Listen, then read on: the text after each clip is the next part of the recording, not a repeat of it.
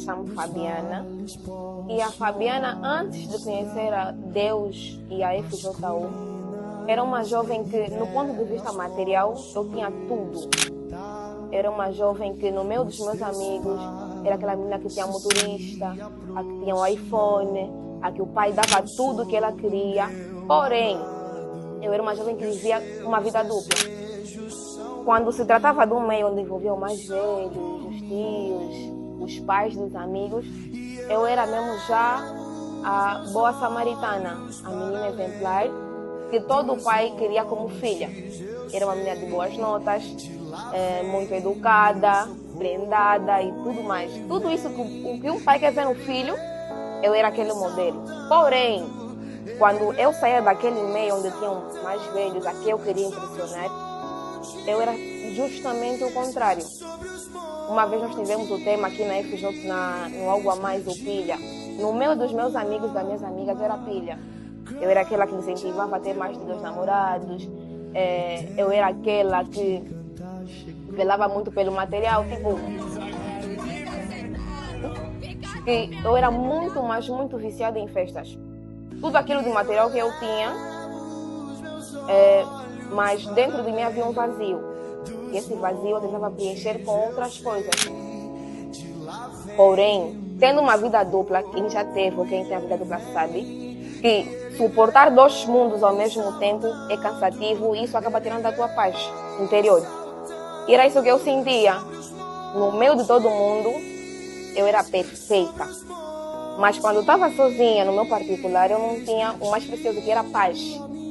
Eu vivia atormentada com os meus próprios pensamentos.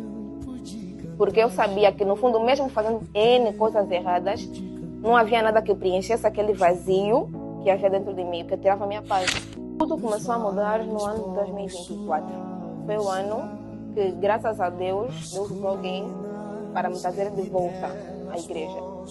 Então, em 2024, eu voltei a frequentar a igreja. Porém, não ainda do grupo jovem.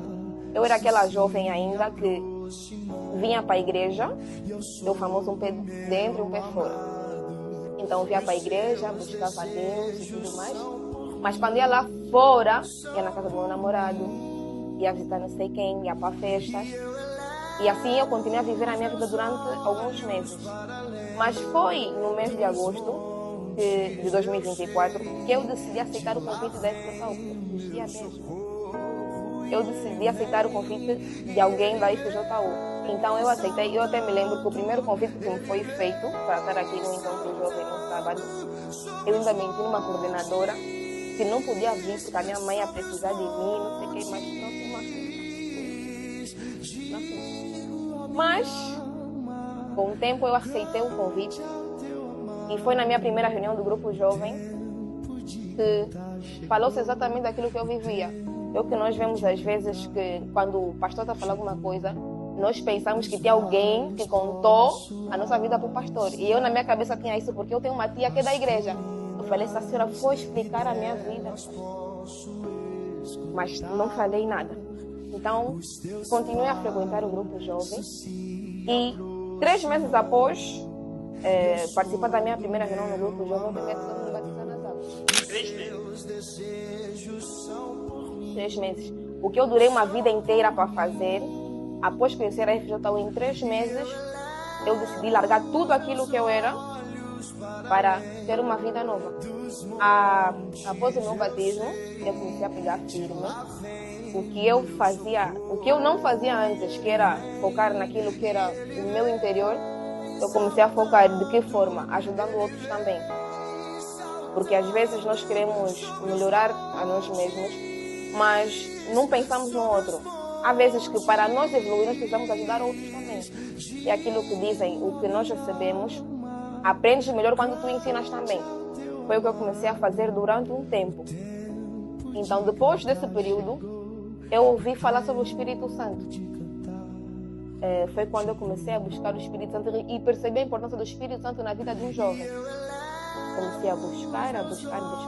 Só que durante uma fase, sabemos que a vida está cheia de lutas, eu via que eu buscava o Espírito Santo, mas eu não recebia o Espírito Santo. Isso começou a causar uma ansiedade tão grande E eu já não queria esperar. Eu queria ter o Espírito Santo a todo custo.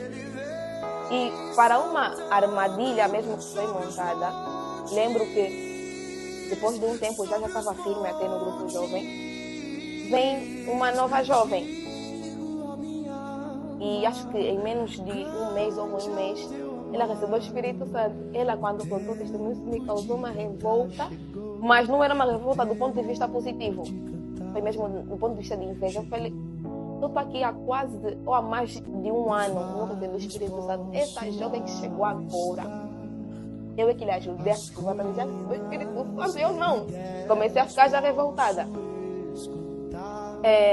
Só que Deus é tão bom que, por mais que eu o visse dessa forma, Ele começou a mudar meus pensamentos também. E depois de tanto buscar, participar, apareceu uma verdadeira casola. Foi uma campanha de fé. Quando falou-se da campanha de fé, foi a primeira vez que eu entendi o real significado do sacrifício. E eu adotei aquela campanha de fé e falei, já estou aqui há um ano. E foi numa altura que o pastor falava muito que se você é jovem, já está mais ou quase um ano na igreja, e mesmo que não recebeu o Espírito Santo, é porque há alguma coisa errada em ti. Eu, de facto, parei para analisar e vi que havia algo errado em mim. Eu deixei de fazer o que era errado, porém, não deixei o meu eu. Por exemplo, eu já não ia a festas, já não namorava torta direita, mas aquilo que estava dentro de mim eu não quis deixar. Eram meus pensamentos, os meus ideais e coisa parecida. Mas quando veio a campanha de fé, eu falei que o meu maior sacrifício não seria a oferta que eu deixaria no altar, seria a minha vida, de fato. Foi quando eu comecei a participar da campanha, sacrifiquei e comecei a me santificar.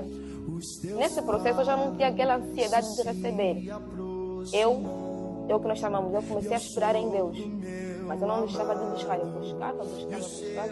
Até que chegou o dia da campanha, do final da campanha, o dia que passaríamos sobre o altar, no dia 13 de julho de 2025. Foi nesse dia que o diabo tentou agir, de que forma nós teríamos um evento em casa, em que precisariam muito da minha ajuda.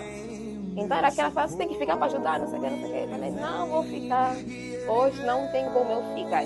E eu nem tinha pensado no ponto de vista que passaríamos pelo altar. É porque naquele dia eu não quis faltar, porque eu já tinha certeza. Eu não tinha sido batizada com o Espírito Santo, mas eu tinha certeza que aquele seria o dia. Reclamaram em casa e tudo mais, mas foi algo meio banal. Eu peguei o meu táxi e vim para a igreja. Quando cheguei aqui na igreja, não falei com ninguém. Cheguei, me sentei, esperei o início da... Não, acho que cheguei uns minutos atrasadas.